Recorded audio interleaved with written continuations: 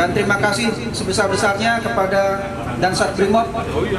Polda Sulawesi Selatan dan jajaran yang telah membantu membuat perahu jerigen ini yang akan digunakan di jajaran Polrestabes Makassar dan sekitarnya, membantu masyarakat yang terkena dampak banjir.